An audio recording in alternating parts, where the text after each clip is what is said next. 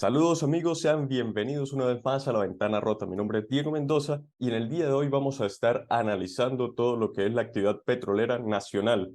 Para ello, tengo el gusto de contar con el profesor, el ingeniero y experto en petróleo y gas, Milán Arcia, quien se ha desempeñado en diferentes puestos de gerencia en PDVSA, empresas también como Pemex o como compañías en lo que es el Golfo Pérsico y en África. Con él vamos a analizar cómo ha sido el desempeño durante esos últimos tiempos de la exploración y explotación de petróleo a nivel nacional. Profesor, bienvenido y quiero Gracias. arrancar preguntándole respecto a lo que ha sido la situación de PDVSA en la que nos encontramos actualmente, teniendo como base que la OPEP nos informa que lo que fue febrero cerró en una producción en torno a los 704.000 barriles de petróleo diario y que esto indica una disminución, ¿no? Una caída de producción de unos 28.000 barriles en consideración a lo que fue el mes de enero. Sí, correcto. Bien, siempre cuando me toca dialogar sobre el aspecto petrolero y energético, me gusta mucho revisar los antecedentes previos a la coyuntura del momento, ¿no? Entonces, veamos bien qué sucede antes, bien cuáles son lo que precede a este momento. En diciembre nosotros teníamos una producción de cerca de 670 mil barriles por día. El, eh, el barril se encontraba en un buen momento. La situación política y financiera de Venezuela demandaba que se hicieran cambios y nosotros lo habíamos promovido a través de nuestros artículos y las redes que eran necesarios. Cambios en la industria petrolera, porque bueno, habíamos previsto desde ya el segundo trimestre realmente de 2022 que la economía venezolana se dirigía hacia un cuello de botella, hacia un embudo, porque estaba disminuyendo el barril desde los 120, se venía en picada, ya iba por los 80, ¿no? Ese es el barril West Texas, no el nuestro. El nuestro tiene un diferencial de alrededor de $18 para aquel momento. Diferencial la diferencia entre el precio del West Texas y la cesta nuestra, Merey 16. Bien, entonces estábamos advirtiendo pues que siendo una economía que 80-83% depende de los ingresos petroleros y quizá más, porque eso es lo que declara el gobierno, sin embargo percibimos que es más que eso, pues era necesario tomar acción en la industria. Y bueno, las acciones las tomaron a finales de año, acciones chucutas. Entonces, tomaron acción, pero no las acciones correctivas, puesto que son acciones políticas lo que hicieron. Quitaron un activista político por otro y dejaron otros allí. Entonces, la industria, en estos momentos en que el conflicto de la guerra entre Ucrania y Rusia se agrava, amerita una revisión de las estrategias internas de petróleo de Venezuela, puesto que Rusia está actuando unilateralmente para su conveniencia, por mucho que lo llamen en Venezuela aliado, lo llaman aliado a Irán también. Uno de ellos actúa por su propia conveniencia y Rusia ha estado invadiendo, penetrando mercados que eran antes de Venezuela, desplazándolos como lo está haciendo Irán también. Y yo no los critico a ellos, es su conveniencia. Venezuela debería también garantizar que todas sus acciones apunten a la conveniencia del país. Quiero aclarar, como siempre lo hago en toda entrevista, que yo no milito partido político alguno. Sin embargo, no comulgo ni con el madurismo ni con la oposición en este momento. Bien, entonces, mientras Rusia venía abarcando el mercado y mientras la economía europea se desindustrializaba, porque el impacto energético ha llevado al cierre de muchísimas empresas, particularmente en la parte norte de Europa. Entonces, por supuesto, eso impacta la demanda, mientras la oferta aumenta. ¿Por qué aumenta la oferta? La oferta aumenta muy sucintamente, puesto que había hasta el mes pasado unos 600 buques fantasmas que habían aumentado la flota de Rusia para enviar crudo a mercados sin el transporte, transponder, es decir, sin una traza de ubicación geográfica. Y eso se refleja pues, en la caída, todos esos factores que mencioné antes, la desaceleración económica, el reposicionamiento de Rusia en los distintos mercados, incluyendo los mercados que antes ocupaba Venezuela, muchos de ellos, pues ha causado, junto al reciente evento de esta semana pasada, de esta misma semana, perdón, la estrepitosa caída del barril. ¿Cómo no? Petróleos de Venezuela, desde la entrada, desde la llegada de la comisión presidencial en febrero de 2020, si mal no recuerdo, ha aumentado producción. Petróleo de Venezuela lo que ha hecho es facilitar la dilución de crudo con fracciones adicionales de un 36% más o menos en la faja del Orinoco, que constituye un 60% de la producción nacional.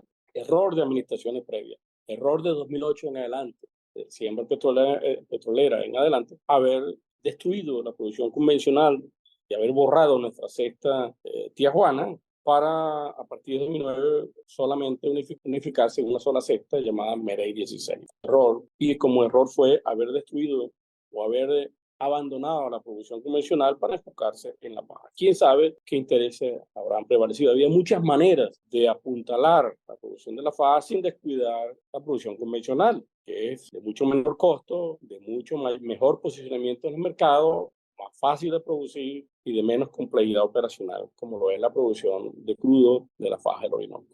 De hecho, vemos que tiene un techo, ¿no? Parece, de 700.000 barriles, el cual no logra romper. No sé si ¿No? la Sí, tendencia podría ser a mantenerse.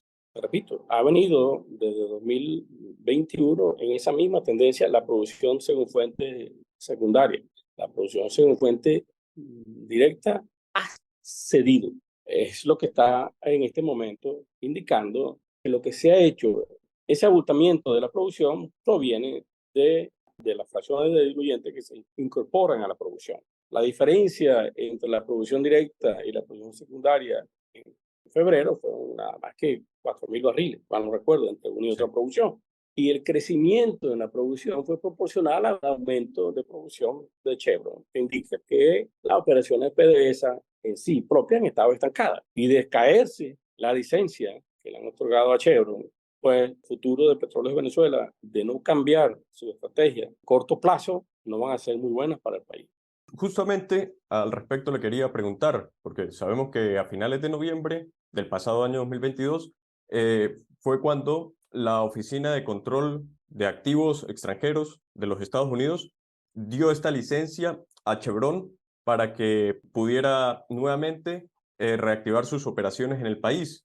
Desde entonces, Mm. ¿cómo ha sido la evolución de la actividad petrolera de Chevron en el país y dónde se ubica actualmente su producción?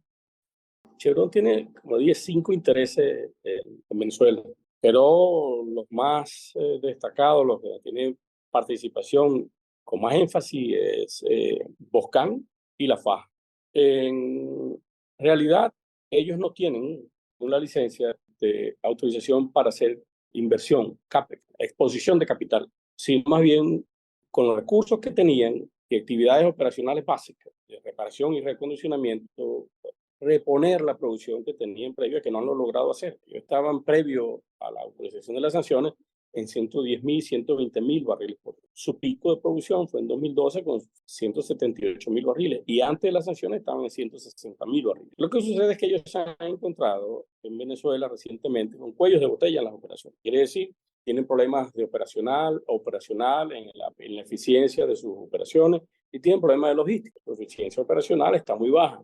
Como la de PDVSA está mucho peor, por supuesto, está en el rango de los 30%, de 30, 35%, 35%. Y la de ellos está alrededor del 60%, es decir, que los éxitos operacionales que ellos puedan tener tienen un techo en ese orden. Entonces ellos tendrían para poder elevar producción, exponer más capital, elevar la actividad operacional, traer equipo que no ha llegado a Venezuela hasta febrero. PDVSA reporta en OPEP solamente 3 taladros, no han cambiado del año pasado, del año antepasado. Entonces lo que está sucediendo en Venezuela es que nadie quiere exponer capital todavía. Esas propagandas que han hecho recientemente de que Petrovietnam, de que los rusos, de que Gazmín, por ejemplo, son por ahora solamente propaganda, porque en ninguna parte del mundo una empresa petrolera con la visión bien puesta en el norte va a invertir capital en medio de una transición, una eventual transición política que puede llevar o no a un cambio de gobierno, en donde puede llevar a cualquier situación política que no está prevista. Porque los capitales lo que buscan es retorno, los capitales no son la Madre Teresa de Calcuta, los capitales buscan retorno, buscan que ganancia. Los capitales no es que lo tienen las empresas en los bolsillos, los capitales están en los bancos prestan, ellos compran activos, los activos se deprecian, ellos tienen que amortizar, ellos tienen que amortizar intereses, amortizar capital, perdón, y recibir también ganancias y repartir ganancias entre sus inversionistas, la banca. Claro. Entonces, bueno, ninguna empresa petrolera, te repito, con la visión bien puesta en el norte, a menos que sea de la misma casa, es decir, del mismo grupo, del mismo equipo, Claro. que los capitales vengan del mismo pote de allegados al sistema pues, venezolano. Los capitales no buscan amigos, ahorita les buscan retorno. Y en uno de sus recientes artículos, usted expone que Chevron estaría cada vez trayendo al país más diluyentes, ocupando el espacio que va dejando Irán, que Irán era el que solía traer los diluyentes. Esto parece mantenerse, o sea, se podría ver que al final Chevron sea el gran aliado en las labores de importación de diluyentes. Mientras sea para su interés, porque, te repito, las empresas petroleras, las corporaciones petroleras, que tienen claro su objetivo, no son una institución caritativa, son negocios. Mientras les sea rentable a ellos llevar diluyentes a Venezuela para sus operaciones, sus operaciones incluyen al socio, bien, porque tienen una figura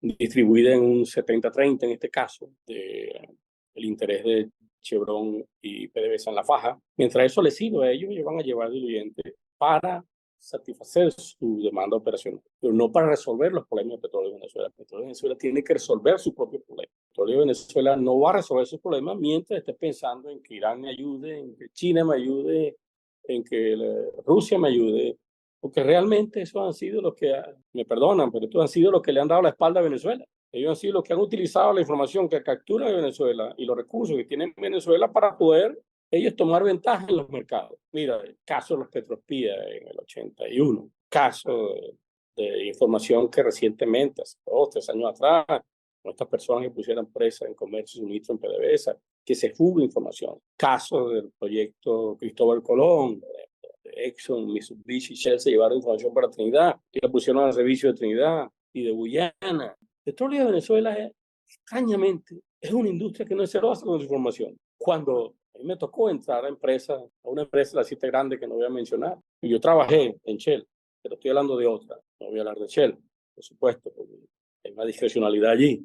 Esta otra empresa, hasta para ir al baño, tú necesitas chequear una tarjeta que da tu ubicación, tu locación en las instalaciones de la refinería. Echa el pichón. En Petróleos de Venezuela, históricamente, no de ahora, históricamente, pero se arrastra hasta ahora, la información no vale menos. La información se regala, se entrega, sin que haya un contrato de confidencialidad, sin que haya sin que se filtre la información debidamente. Una exposición que nos pone a nosotros a la merced de nuestro propio competidor. Y lógico, ¿verdad? Claro. Pero ha sucedido. En la mitocracia se le entregó a SAIC, una empresa que está emparentada con estaba a través de Intesa emparentada con el Pentágono, el control de nuestra información, de nuestra base de datos. Wow, pues son cosas que tú te llaman la atención. ¿En qué país estamos? No es cuestión del madurismo, no es cuestión del chavismo, es cuestión de la mente, del mindset de la gente en Venezuela. Sí, por supuesto, es un asunto de ya de lo que se Es una trata. debilidad Sí, estructural.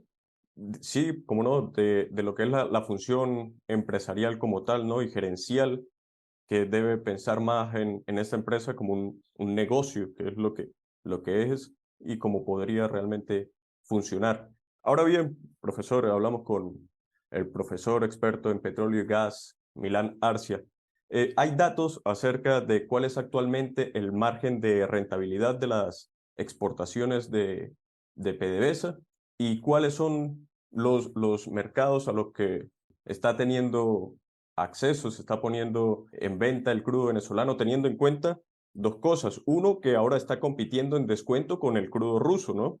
Que también tiene el peso de las sanciones, y también teniendo en cuenta lo que es los temores. Ha habido esta semana ha habido una caída en los precios del petróleo, del Brent y del West Texas International, debido a lo que son los temores de recesión global, ¿no? Tras la caída de ciertos bancos en Estados Unidos y ahorita en Europa. Bueno, hace un año atrás yo publiqué un artículo donde precisaba los cálculos para la rentabilidad de nuestro crudo en el marcador West Texas, no el Brent. Para aquel entonces, el punto de equilibrio de nuestro crudo está alrededor de $76 por barril West Texas. El diferencial llegó a $22 en aquel momento. Sí, pues, para $76 menos un diferencial de 22 nos pone nosotros en $54 el barril, el punto de equilibrio. Actualmente el diferencial en febrero bajó a $15, pero previo a ello estaba en 18.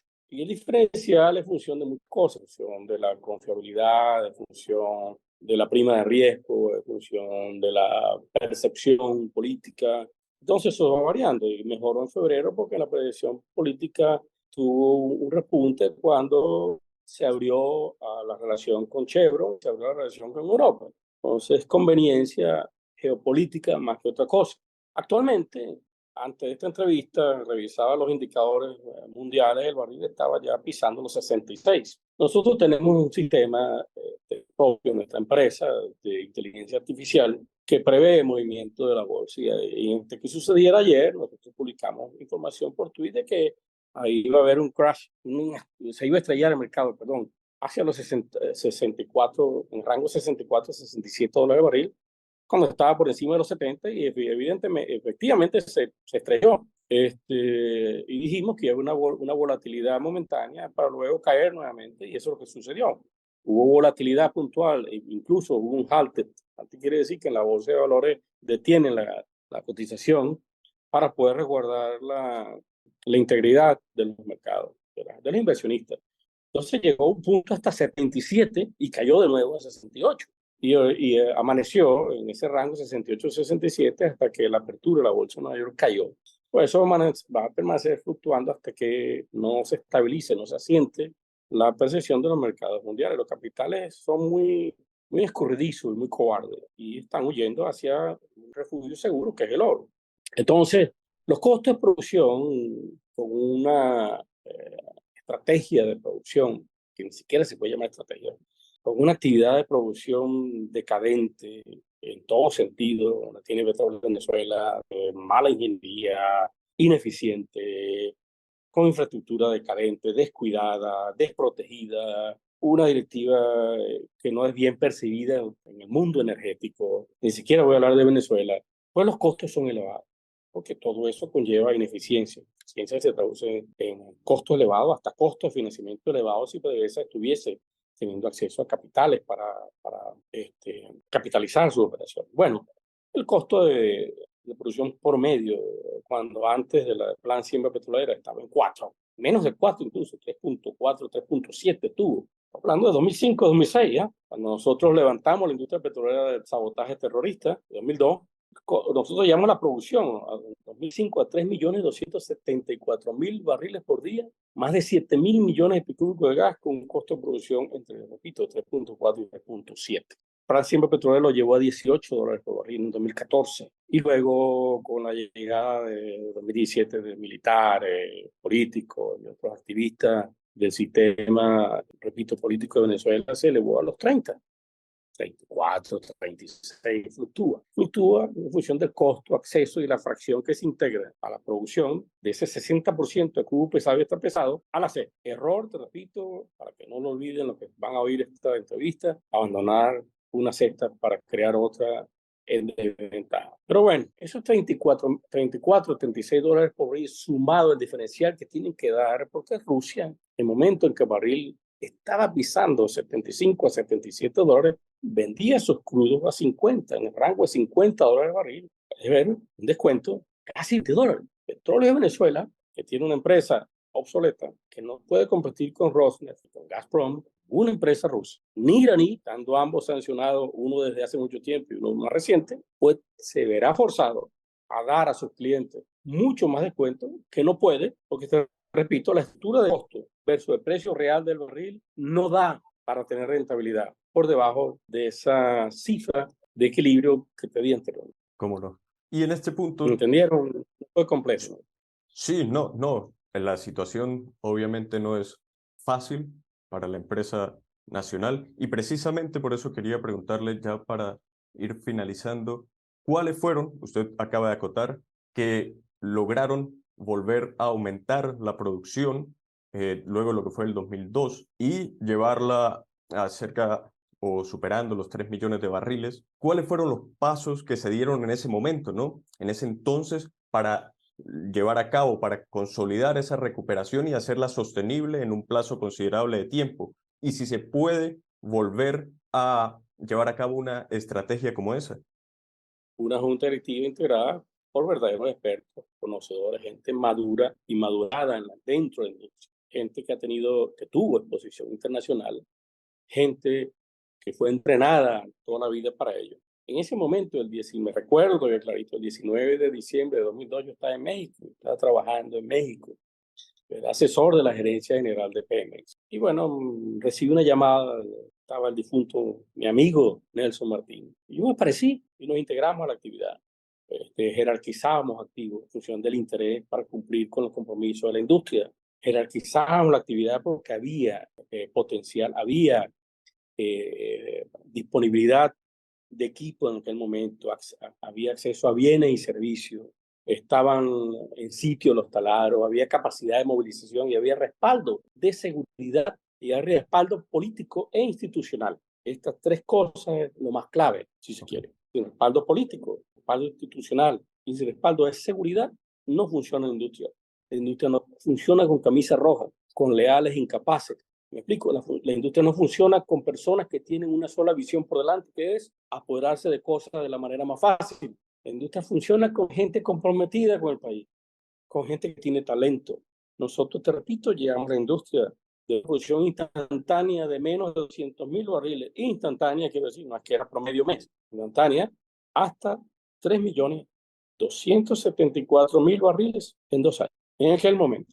Si es posible, y yacimientos que habían sido masacrados, que no fueron encendidos como los pozos de Kuwait, ¿no?